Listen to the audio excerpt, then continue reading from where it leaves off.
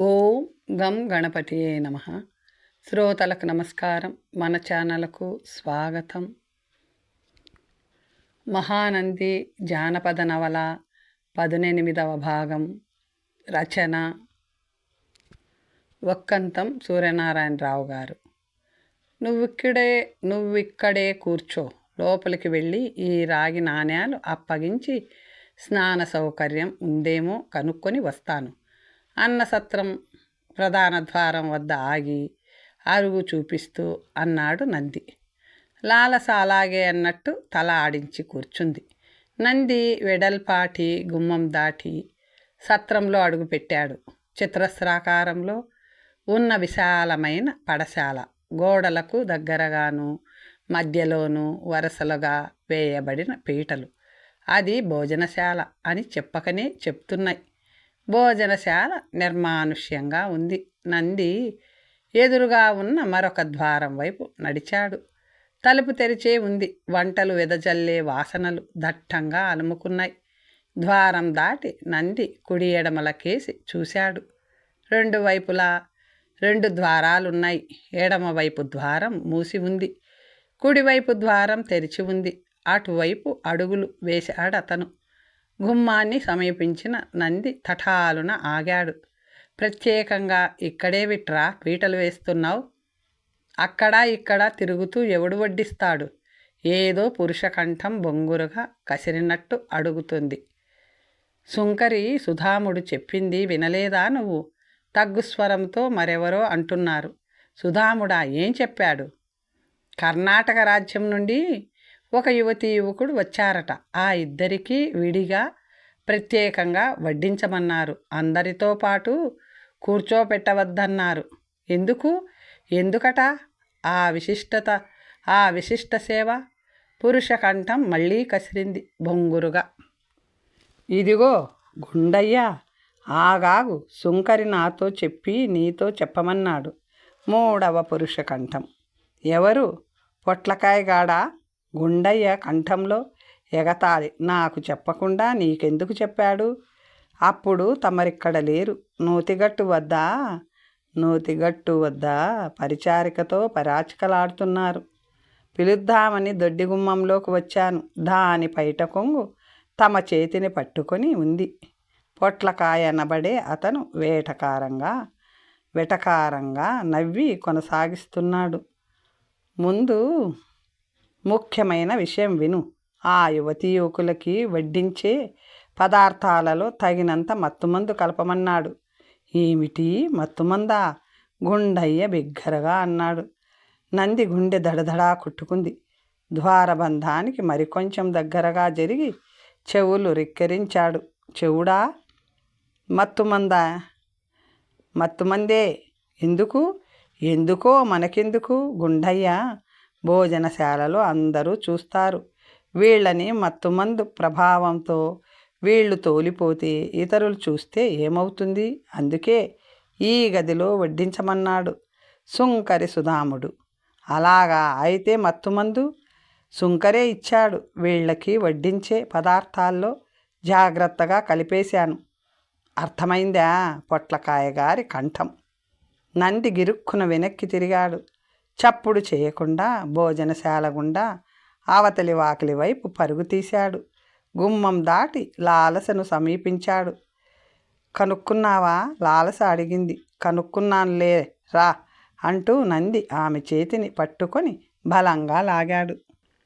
లాలస ఆశ్చర్యంగా చూసింది. నంది ఇటెక్కడికి? మాట్లాడకురా.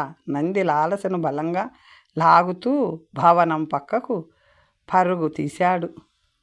భవనం పక్కన ఆరుబయట ప్రహరీ గోడ దగ్గరగా 10-15 గుర్రాలు కట్టివేయబడి ఉన్నాయి. నంది లాలస చేతిని వదిలేసి గుర్రాల దగ్గరగా వెళ్ళాడు. నల్లటి రంగులో ఉన్న ఒక గుర్రాన్ని ఎన్నిక చేసుకుని కట్టు విప్పాడు. గుర్రం వీపు మీద వేసే పరికరాలు దాని ముందు గోడకు వేలాడుతున్నాయి. నంది వాటిని అందుకొని గుర్రం మీద వేశాడు. చకచకా బిగించాడు. రెప్పపాటులో ఎగిరి గుర్రం మీద కూర్చున్నాడు. నివ్వెరపాటుతో చూస్తూ నిల్చున్న లాలస దగ్గరకు గుర్రాన్ని పోనిచ్చాడు. త్వరగా నా వెనుక కూర్చో అంటూ ఆమె జబ్బ పట్టుకొని అవలీలగా పైకి లాగాడు. నంది పాదాల స్పర్శతో గుర్రాన్ని శిలాతోరణం వైపు నెమ్మదిగా పోనిచ్చాడు. శిలాతోరణం దాటగానే కుడివైపు తిరిగి పరుగు తీయించాడు. కాసేపట్లో సుంకరి చెల్లించిన మొగసాల అనే నగర ప్రవేశద్వారం ముందు అశ్వాన్ని ఆపాడు నంది. మెరుపులా కిందికి దూకాడు నంది. లాలస అయోమయం ధ్వనించే కంఠంతో అంది, మాట్లాడొద్దు, ఇదిగో కళ్ళెం పట్టుకో, గుర్రాన్ని కదలనీయకు. నంది కళ్ళెం లాలస చేతికి అందించాడు. అరుగు మీద నుంచి దిగి అడ్డుకొయ్య దగ్గరగా నిల్చుని తన వైపే చూస్తున్న భటుడి వైపు చకచకా నడిచాడు. అడ్డుకొయ్యకు ఇటువైపు ఆగి అతని ముఖంలోకి చూశాడు. నీకో రహస్యం చెప్పాలి సుధాముడు అంటూ ఆగాడు నంది. భటుడు అర్థం కానట్టు చూశాడు. నంది తలను అతని భుజం వైపు వంచాడు. చెవిలో చెప్పబోయేవాడిలా అతని కుడి చెయ్యి మెరుపు వేగంతో కదిలింది. భటుడి ఎడమ చెవి కింద టఫ్ అంటూ చప్పుడు చేసింది. ఆ అస్త ప్రవాహానికి భటుడు సృహ కోల్పోయాడు. చిన్నగా చప్పుడు చేస్తూ అడ్డుకొయ్య మీదికి బోర్లా పడిపోయాడు. అతని తలపాగా కింద పడిపోయింది. భటుడి జుత్తు పట్టుకొని కొద్దిగా లేపి మెల్లగా వెనక్కి నెట్టాడు నంది. భటుడు వెళ్ళకిలా పడిపోయాడు. నంది ఆలస్యం చేయకుండా అడ్డుకొయ్యను తీసి అవతల పారవేశాడు. భటుడి నడుములో దోపుకున్న బాకు తీసి తన నడుములో దోపుకున్నాడు. గుర్రం వైపు పరిగెత్తాడు. గుర్రం మీద రాతి బొమ్మల కూర్చున్న లాలస చేతిలో నుంచి కళ్ళెం తీసుకున్నాడు. క్షణంలో గుర్రం మీద లాలస ముందు కూర్చున్నాడు. గుర్రాన్ని కుడివైపు మళ్లించాడు. దారికి మొగసాలకు కొంచెం దూరంలో ఉన్న పొదల మధ్య గుర్రాన్ని పోనిచ్చాడు. నంది, ప్రవేశద్వారం గుండా కాకుండా పొదల్లోకి వెళ్తున్నావు, ఎక్కడికి? ఉత్కంఠను భరించలేని లాలస అడిగింది. ఆ భటుణ్ణి ఎందుకు కొట్టావు? చనిపోయాడా? ఒక్క క్షణం చెప్తాను అంటూ నంది పొదల మధ్య దారి చేసేలా గుర్రం పోనిస్తూ అన్నాడు. కొన్ని నిమిషాల ప్రయాణం గుర్రాన్ని సన్నటి కాలిబాట మీదికి చేర్చింది. బలహీనంగా వెలుగుతున్న నక్షత్ర కాంతిలో నంది గుర్రాన్ని వేగంగా పోనిచ్చాడు. లాలస, విను, భటుణ్ణి నేను చంపలేదు, సృహ తప్పించాను. అడ్డుకొయ్యను అవతల పారేశాను. భటుణ్ణి కొట్టి పడేసి అడ్డుకొయ్యను తీసి పారేసి ఆ ప్రధాన నగర మార్గం గుండా మనం గుర్రం మీద పారిపోయామని వాళ్ళు అనుకుంటారు. వాళ్ళు అలా అనుకోవాలని అలా చేశాను. వాళ్ళకి ఆ దారి చూపించి నేను ఈ దారి పట్టాను. వాళ్ళు ఆ మార్గంలో మన కోసం వెళ్తారు, మనం ఈ మార్గంలో వెళ్తాం. వాళ్ళెవరు? సుంకరి రాజభటులు మన కోసం అన్వేషిస్తారు. రాజభటులా అన్వేషిస్తారా? ఎందుకు నంది? సత్రం నుంచి ఉన్నట్టుండి ఎందుకు వచ్చేశాం? ఏం జరిగింది? సత్రంలోకి వెళ్ళాను. అక్కడ కొన్ని మాటలు విన్నాను, చెప్తాను, నువ్వు విను అంటూ నంది తగ్గు స్వరంతో చెప్పసాగాడు. నల్లగురం విసుగు విరామం లేకుండా రాత్రంతా పరిగెడుతూనే ఉంది. నంది ఒక్కసారి కూడా వెనుదిరిగి కమ్మిన మసక చీకటిలోకి కళ్ళు చించుకుంటూ చూడలేదు. శబ్దాలు కోసం చెవులు రిక్కిరించి వినలేదు. ఆనందసాగరం భటులు కానీ మరెవ్వరు కానీ తమ కోసం తాను ఎన్నుకున్న మార్గంలో రారని అతనికి తెలుసు. తప్పించుకొని వేగంగా పారిపోయే అవకాశం ఉన్న చక్కటి మార్గాన్ని తాను ఎంచుకుంటాడని వాళ్ళు ఊహిస్తారు. అది సహజం. అందుకే ప్రవేశద్వారం వద్ద భటుడికి సృహ తప్పించి అడ్డుకొయ్య తొలగించడం ద్వారా వాళ్లకు పరోక్షంగా తాను మార్గనిర్దేశం చేశాడు. రాత్రంతా వేగంగా సాగిన అశ్వయానం తమను చాలా దూరం తీసుకువచ్చినట్టుంది. ప్రక్కనే ఉన్న రెండు చిన్న కొండల మధ్య సింధూర వర్షంతో పైకి లేస్తూ కనివిందు చేస్తున్న సూర్యుడిని చూస్తూ నంది సన్నటి కాలిబాటలోంచి గుర్రాన్ని పక్కకు మళ్లించాడు. దట్టంగా ఏపుగా పెరిగిన చెట్లు విశ్రాంతికి తీసుకోమని అతన్ని పిలుస్తున్నట్టున్నాయి. అవును, అశ్వానికి తనకు విశ్రాంతి అవసరం. రాత్రి అంది వచ్చిన అన్నం అందినట్టే చేజారిపోయింది. ఆకలి కరకరలాడుతుంది. కందమూలాలతోనూ కాయలతోనూ పళ్ళతోనే ఆకలి తీర్చుకోవాలి. చెట్ల మీదనే మగ్గిన అరటిపళ్ళు, విరగగాసిన అల్లో నేరేడు పళ్ళు ఆకలి తీర్చాయి. స్వచ్ఛమైన నీటితో నిండి ఉన్న కొలను దప్పిక తీర్చింది. చల్లటి నీడను పరచిన కానుక చెట్టు కింద మెత్తటి పచ్చని పచ్చిక మీద చేతిని తలగడగా చేసుకొని ఒత్తిగిలి పడుకున్న లాలస నిద్రతో అలసటను ఆవిరి చేస్తుంది. నంది లాలస వైపు జాలిగా చూశాడు. ఒక వ్యక్తి స్వార్థం ఎదుటి వ్యక్తులను కష్టాల పాలు చేస్తుంది. కళింగరత్న స్వార్థం కామరూప రాకుమారిని కష్టాలకు గురిచేసింది. కందమూలాలతో కడుపు నింపుకోవడం, కటిక నేల మీద కన్ను మూసుకోవడం, రాళ్ల మీద ముళ్ళ మీద నడవడం ఎవరిదో స్వార్థం. తన తండ్రిని, చెల్లెలని, తనను కష్టాలు పాలు చేసింది. నంది సాలోచనగా తన ముఖం తడుముకున్నాడు. బాగా పెరిగిన గడ్డం గరుకుగా ఉంది. అంగుళం పొడవు పెరిగిన గడ్డాన్ని తడుముకుంటూ నంది కొలను వైపు నడిచాడు. కొలను దగ్గరగా ఉన్న చిన్న రాతి మీద కూర్చుని అద్దంలా మెరుస్తున్న నీటిలోకి చూశాడు. రత్నకటక నగరంలో ఉన్నప్పుడు ఎందుకో క్రమం తప్పకుండా ముఖక్షౌరం చేసుకోలేదు. గడ్డం మీసాలు దట్టంగా పెరిగి ఉన్నాయి. గిరిజాల జుత్తు కూడా దాని అభివృద్ధిని అది సాధించింది. నంది నవ్వుకుంటూ వరలో నుంచి బాకు యువతలికి లాగాడు. బాకు ఎండలో తళుక్కున మెరిసింది. నంది ముంజేతి రోమాల మీద బాకు పదును పరీక్షించాడు. చురకుడి కత్తిలాగా చాలా పదునుగా ఉంది. నంది బాకుని జాగ్రత్తగా పచ్చిక మీద పెట్టి దోసిట్లో నీళ్లు తీసుకున్నాడు. ముఖం తడుపుకోబోతూ ఆగాడు. ఏదో ఆలోచన నీళ్లతో నిండిన అతని దోసిలిని మధ్యలోనే ఆపివేసింది. తాను పరరాజ్యంలో పలాయనం సాగిస్తున్నాడు. కళింగ యువరాజు తన అన్వేషణ ఎంత దూరంగా ఎన్ని ప్రాంతాలలో విస్తరిస్తాడో తెలీదు. తాను లాలసతో పాటు ఏ క్షణంలో ఏ రాజ్యంలో అడుగు పెడతాడో తెలీదు. తన పోలికలతో మార్పు వచ్చిందా? తనను ఉలూకుడు బాగా చూసి ఉన్నాడు. కొద్దిగా మాసిన గడ్డంతో ఉన్నా, నున్నటి గడ్డంతో ఉన్నా అతనిట్టే పోల్చుకోగలడు. అంగుళం పొడవు పెరిగిన గడ్డాన్ని అలాగే పెరగనివ్వడం మంచిది. సహజ సిద్ధమైన మారువేషం బాగా పెరిగిన గడ్డంతో కొంతకాలం కనిపించాక దానిని తీసివేస్తే అదొక సహజ సిద్ధమైన మరొక మారువేషం. ఆలోచిస్తున్న నంది దోసిట్లో నుంచి నీళ్లు పూర్తిగా జారిపోయాయి. నంది బాకుని అందుకొని వరలోకి దూర్చాడు. వరను నడుమును చుట్టిన దట్టిలో ఇరికించాడు. కొలను అద్దంలో తన ముఖాన్ని మరొకసారి తృప్తికరంగా చూసి తన ముందు చూపును లోపలే మెచ్చుకుంటూ వెనుదిరిగాడు. పచ్చిక మేయడం ముగించిన గుర్రం కట్టివేసిన చోట మాగన్నుగా నిల్చొని ఉంది. నిద్రలేచిన లాలస పచ్చిక మీద కూర్చొని ఉంది. బాగా నిద్ర పట్టిందా? అలసట తీరిందా? తనతో పాటు గుర్రం మీద రాత్రంతా మేలుకొని ఉన్న లాలసను ప్రశ్నించాడు. లాలస తల ఆడిస్తూ చిరునవ్వు నవ్వింది. నువ్వు పడుకోలేదా?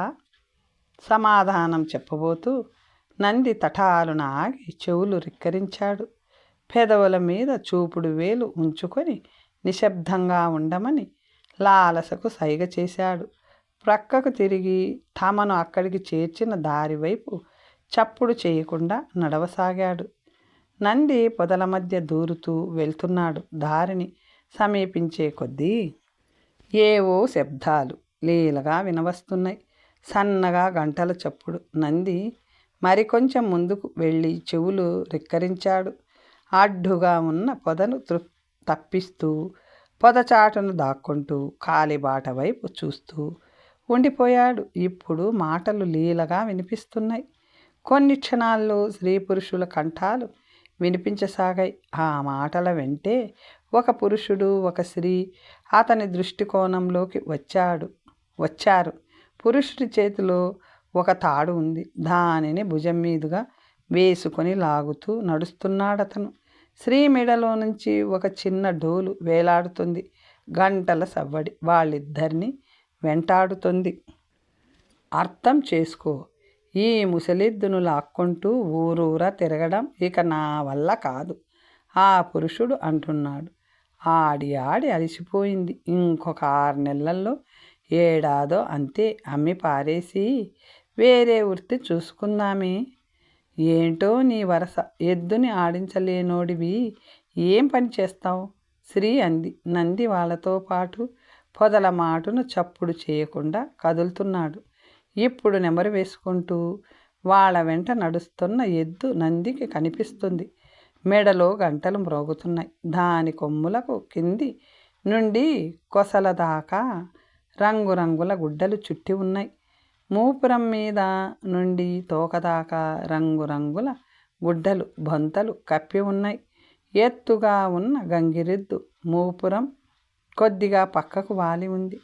ఉన్నట్టుండి గంగిరెద్దు తల నందివైపు తిరిగింది. తన ఉనికిని అది పసిగట్టిందా? గంగిరెద్దు ముఖం మీద కొమ్ముల మధ్య భాగంలో కుంకుమ పసుపు దట్టించి ఉన్నాయి. కుంకుమ కింద త్రికోణాకారంలో అల్లిన తెల్లటి చిన్న చిన్న గవ్వలు మెరుస్తున్నాయి. గంగిరెద్దు రాముణ్ణి మా అయ్య నీకు కట్నంగా ఇచ్చాడు కదా, కట్నాన్ని అమ్ముకుంటావా? శ్రీ ప్రశ్నించింది. ఈ ఎద్దును ఆడించలేకే, నేను ఆ డోలు వాయించలేక నువ్వు ఎంత కష్టపడిపోతున్నామో చూడు. ఎండనక వాననక తిరగాల, చెట్టుకాడ పుట్టకాడ కూడు వండుకోవాలా? నా ఇల్లాలు కష్టపడిపోతుంటే నా కడుపు తరుక్కుపోతుంది. మళ్ళీ పైగా నువ్వు వట్టి మనిషివి కూడా కావు. నంది మస్తిష్కంలో ఏవో ఆలోచనలు. చెరువులో చేపపిల్లల గెంతులు వేస్తున్నాయి. గంగిరెద్దు దంపతులు మాటలు, గంగిరెద్దు మెడగంటలు చప్పుడు అతని చెవులకి ఆనడం లేదు. ఆ దంపతులలో భర్త మాటలు నందిలో కొత్త ఆలోచనలు రేపుతున్నాయి. వాళ్ళిద్దరి స్థానాల్లో తను లాలస ఉంటే, వాళ్ళిద్దరి వేషాలతో పాత్ర పోషణ చేస్తే 100 మంది కళింగరత్నాలు 1000 మంది ఉలూకులు తమను పట్టుకోలేరు. అవును, వేషాలు మార్చాలి, సరికొత్త పాత్రలు ధరించి సమర్థవంతంగా పోషించాలి. ఇది తాను ఊహించని సన్నివేశం, ఎదురు చూడని మలుపు, ఆశించని అవకాశం. కేవలం యాదృచ్ఛికంగా అంది వచ్చిన అవకాశాన్ని అందిపుచ్చుకోవడంలోని వెల్లడవుతుంది మనిషి విఘ్నత. సందేహం లేదు. తన ఆలోచనలలో ఆవిష్కరించబడుతున్న వేషాలు లాలసకు తనకు దుర్భేద్యమైన రక్షా కవచాలు. ఆ కవచాలను ఇద్దరూ ధరించాలి. నందిలో మొలకెత్తిన ఆలోచన నిర్ణయంగా ఎదిగింది. నిర్ణయం అతన్ని ఆచరణ వైపు నడిపించింది. నంది పొదల మధ్య వేగంగా నడుస్తూ ముందుకు వెళ్ళసాగాడు. తన నడక చప్పుడు చేస్తుందన్న బెదురు ఇప్పుడు నందిలో లేదు. దారిలో నడుస్తున్న గంగిరెద్దు దంపతులను దాటి దారి ప్రక్కనున్న పొదల్లోని ముందుకు వెళ్ళాడతను. వెంటనే పొదల చాటు నుండి అవతలికి చేరుకొని గంగిరెద్దు దంపతులకు అభిముఖంగా దారిలో నిల్చున్నాడు. ఏనాడు నా మాట విన్నావు? మాట చెవిన పెట్టి ఉంటే బతుకులు ఎప్పుడో బాగుపడేవి. శ్రీ దెప్పుతూ అంటుంది. నీ ఇష్టం మామా, నాకు కావలసింది ఇంత తిండి గుడ్డ. ఎలాగా ఇల్లు అనేది దారిలో నిల్చున్న నంది కంటపడగానే ఆమె మాటలు పూర్తి చేయకుండానే మింగేసింది. గంగిరెద్దు పురుషుడు నంది వైపు ప్రశ్నార్థకంగా చూస్తూ నడకలో వేగం తగ్గించాడు.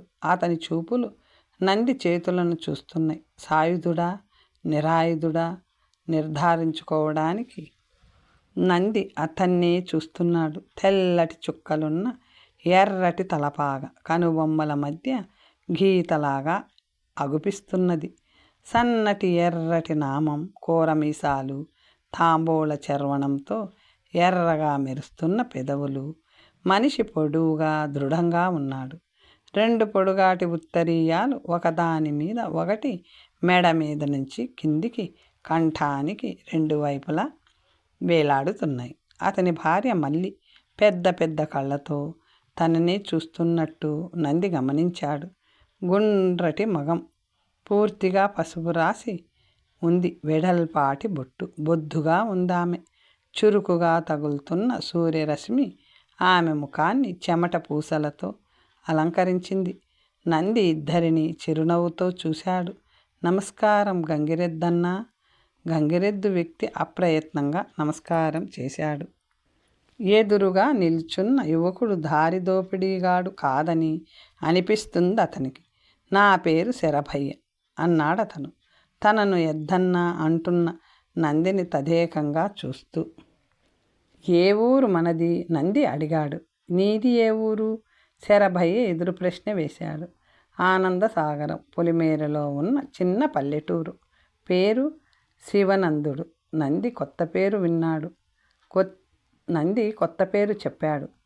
ఇక్కడేం చేస్తున్నావు? దగ్గరగా ఆగుతూ అడిగాడు శరభన్న. నాది నీ వృత్తే శరభన్న. నా గంగిరెద్దు బాగా ముసిలిపోయిన వారం పోయింది. కడుపు నిండాలంటే మరొక ఎద్దు కొనాలిగా, అందుకని పల్లెటూళ్ళలో గాలిస్తూ బయలుదేరాను. అట్టాగేం? అవునన్నా. అలసటగా ఉంటే కాసేపు ఆ చెట్టు నీడలో నడుం వాల్చాను. ఇంతలో నీ మాటలు వినిపించాయి. వెతుకుతున్న ఎద్దు ఎదురుగా వస్తుందనుకుంటూ లేచి వచ్చాను. ఎద్దును అమ్ముతావా? గంగిరెద్దును పరిశీలనగా చూస్తూ అడిగాడు నంది. సరైన ధర వస్తే అమ్మేయడమే, శరభన్న తెలివిగా అన్నాడు. నంది మాట్లాడకుండా రొంటిన ఉన్న చిన్న సంచి తీశాడు. అందులో ఉన్న వరహాల్ని అరచేతిలో పోసుకున్నాడు. నాణేల గలగలను ఆసక్తిగా వింటూ శరభయ్య కళ్ళు పెకిలించుకొని చూస్తున్నాడు. నంది ఒక్కొక్క నాణ్యాన్ని సంచిలోకి జారవిడుస్తూ లెక్కిస్తున్నాడు. లెక్క పెట్టడం ముగించి శరభయ్య వైపు చూశాడు. నీ గంగిరెద్దు విలువ నాకు తెలీదు. నువ్వు చెప్పే వెల ఎంతో నాకు తెలీదు. అవసరం లేదు. నా వద్ద 10 వరహాలున్నాయి. 10 ఇచ్చేస్తాను. 10 వరహాలా? శరభయ్య ఆశ్చర్యంగా అన్నాడు. అతని ముఖం, అతని కళ్ళు వ్యక్తం చేస్తున్న ఆశ్చర్యంలో అంత తక్కువ అన్న భావం లేదు, అంత ఎక్కువ అన్న భావం ఉంది. ఆ ఆశ్చర్యభావం నందికి అర్థమైంది. అతను గంగిరెద్దు దంపతులను కలయజూశాడు. భార్య ముఖంలో అసంతృప్తి లీలగా కనిపిస్తుంది. గంగిరెద్దును విక్రయించడం ఆమెకి ఇష్టం లేదుగా. అవును, 10 వరహాలు ఇచ్చేస్తాను. అయితే ఒక నిబంధన. మీ గంగిరెద్దు రాముడు ఎలా ఉన్నాడో అలాగే ఇచ్చివేయాలి. దాని మీద ఉన్న గుడ్డలు, బొంతలు అన్నీ అలాగే. నువ్వు కట్టుకున్న వస్త్రాలు లాంటి వస్త్రాలు, తలపాగా అన్నీ కావాలి నాకు. ఎందుకు? భలే వాడివే శరభన్నా. తిరుగు ప్రయాణంలో తగిలే ఊళ్ళల్లో ఎద్దును ఆడించుకుంటూ సంపాదించుకుంటూ సొమ్ము చేసుకోవాలిగా. శరభయ్య కళ్ళు చిట్లిస్తూ చూశాడు. ఎద్దు మీద ఉన్న అసిమి కూడా ఇచ్చేయాలా? అసిమి అంటే ఏంటి? నంది అడిగాడు. అది తెలీదా? ఎద్దు వీపు మీదుగా 2 వైపులా వేలాడే సంచి. అమ్మలక్కలు ఇచ్చే ధాన్యం అందులోనేగా వేసుకుంటాం, శరభయ్య అన్నాడు. ఓ, ఆ అసిమా కావాలిగా. కావాలంటే అందులో ఉన్న ధాన్యం తీసుకో. అది నీ కష్టార్జితమే కదా, నంది తేలికగా అన్నాడు. శరభయ్య ప్రశ్నార్థకంగా భార్య వైపు చూశాడు. ఆమె పెదవి విప్పలేదు, నవ్వలేదు, తల ఆడించలేదు. నంది ఆ దంపతుల దగ్గరగా నడిచాడు. పిడికిలి బిగించిన కుడి చేతిని తెరిచాడు. అరచేతిలో ఉన్న బంగారు నాణెం ఎండలో తళుక్కుమంది. ఈ వరహా నీకు పుట్టబోయే బిడ్డకు తీసుకొని దాచుకోమ్మా అంటూ నాణ్యాన్ని మళ్ళీ వైపు చూచాడు. నాణ్యాన్ని మళ్ళీ వైపు చాచాడు. తీసుకోనా అన్నట్టు మళ్ళీ శరభయ్య వైపు వాలుగా చూసింది. తీసుకో అమ్మా, నీ కొడుకు పుట్టకముందే కష్టం లేకుండా సంపాదిస్తున్నాడు, అదృష్టవంతుడవుతాడు, తీసుకో నంది చిరునవ్వుతో అన్నాడు. తీసుకో మళ్ళీ, అంత ఇదిగా ఇస్తున్నాడు పాపం. శరభయ్య సంతోషంగా హెచ్చరించాడు. ఆమె తీసుకుంటే విక్రయాన్ని అంగీకరించినట్టే. ముందు ముందు దెప్పులు అవి ఉండవు. మళ్ళీ చేతిని చాచి అరచేతిని తెరిచింది. నంది వరహాను ఆమె చేతిలో పెట్టాడు. శరభయ్య వైపు చూశాడు. ఎడమ చేతిలోని వరహాల సంచిని కుడి చేతిలోకి మార్చుకుని గల్లు గల్లు మనిపించాడు. నీ 10 వరహాలు ఇందులో ఉన్నాయి శరభన్న, లెక్క పెట్టుకో. శరభయ్య సంచి అందుకుని వరహాలను చేతిలో పోసుకుని లెక్క పెట్టి తృప్తికరంగా తల పంకించాడు. నా రాముడు నీవాడే, ఇంద పగ్గం పట్టుకో. శరభయ్య అందించిన పగ్గాన్ని అందుకున్నాడు నంది. శరభన్న తలపాగా అన్నాడు చిన్నగా నవ్వుతూ. శరభయ్య వరహాల సంచిని భార్య చేతికి అందించి 2 చేతులతో తన తలపాగా తీసి జాగ్రత్తగా నంది తల మీద అమర్చాడు. తన మెడ మీద నుంచి 2 వైపులా వేలాడుతున్న 2 ఉత్తరీయాలను నంది మెడలో వేశాడు. వెనక్కి తిరిగి 2 చేతులతో ఎద్దు ముఖాన్ని ప్రేమగా నిమిరాడు.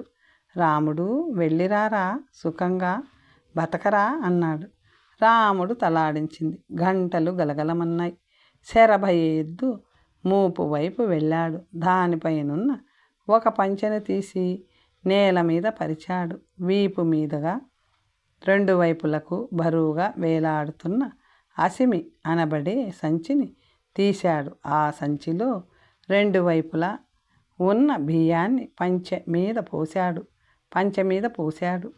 అసిమిని మళ్ళీ యథాస్థానంలో గంగిరెద్దు వీపు మీద వేశాడు. సంచిలో ఇంకా ఉన్నాయి బియ్యం. నంది హెచ్చరించాడు. అవి నీకే తమ్ముడు, ఉత్త సంచి ఇవ్వరాదు, కొంచెం ధాన్యం ఉంచాలి శరభయ్య అన్నాడు. నేల మీద కూర్చొని బియ్యం పోసిన పంచె 4 మూలల్ని కలుపుతూ జాగ్రత్తగా మూట కట్టాడు. మూటను ఎత్తి భుజం మీద పెట్టుకున్నాడు. నంది వైపు నవ్వుతూ చూశాడు. అదిగో చిన్న గుట్ట కనిపిస్తుందిగా, దాని అంచునే మా ఊరు, దగ్గరే, వెళ్ళొస్తాం అన్నాడు కుడివైపు ఉన్న చిన్న గుట్టలను చూపిస్తూ. శరభన్న, ఇటువైపు నేనెప్పుడూ రాలేదు. ఈ ప్రాంతం ఏ రాజ్యంలో ఉంది? నంది అడిగాడు. ఇది సారంగ సామ్రాజ్యం. ఓ, మన సారంగ సామ్రాజ్యం పొలిమేర ఎంత దూరం? నంది అమాయకత్వం ధ్వనించే కంఠంతో అడిగాడు. అర్ధమండలం ప్రయాణం చేస్తే గాని మన రాజ్యం ఎల్లలు దాటలేం శరభయ్య అన్నాడు. అర్ధమండలం అంటే తెలుసా?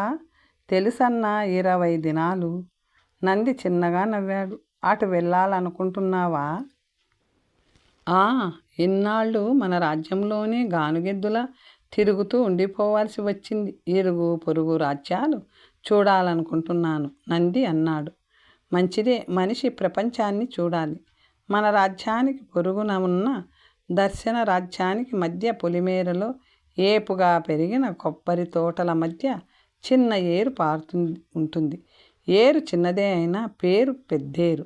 దాన్ని దాటితే పొరుగు రాజ్యంలో ఉన్నట్టే. దారిలో జనవాసాలు తగులుతాయి, చెదురుమదురుగా ఉంటాయి. ఉదయం ఒక ఊరైతే రాత్రికి మరో ఊరు, అలా తగులుతూ ఉంటాయి. నీ తిండికి రాముడి మేతకు లోటు రాదు. చెయ్యి చాచితే లేదు అనే గడప లేదు శరభయ్య ధైర్యంగా చెప్పాడు. మళ్ళీ గంగిరెద్దు రాముడి దగ్గరగా జరిగింది. ముందుకు వంగి తన చెంపను దాని ముఖానికి ఆంచింది. తగ్గు స్వరంతో రాముడు రాముడు అంటుంది. ఎద్దు ముఖాన్ని ప్రేమగా నిమిరి ఎడంగా జరిగి దాని కంఠాన్ని కావలించుకుంది. రాముడు, వెళ్ళిపోతున్నావా? బొంగురు పోయిన కంఠంతో అందామె. గంగిరెద్దు రాముడు తలాడిస్తుంది. శరభయ్య భార్య దగ్గరగా జరిగి ఆమె భుజం మీద చేతిని వేశాడు. మళ్ళీ లే, వెళ్దాంరా.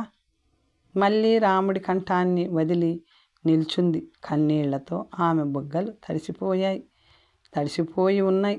రాముణ్ణి భద్రంగా చూసుకో అన్నా అందామె. ప్రాణంలా చూసుకుంటానమ్మా, బాధపడకు. నంది ఓదార్చాడు. ఆమె మెడలో నుంచి వేలాడుతున్న చిన్న డోలును తీసి నందికి అందించాడు. శరభయ్య నంది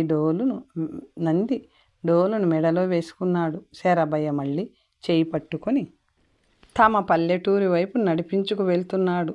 మళ్ళీ 2-3 అడుగులకు ఒకసారి తల తిప్పి గంగిరెద్దు వైపు చూస్తుంది. కళ్ళు తుడుచుకుంటుంది.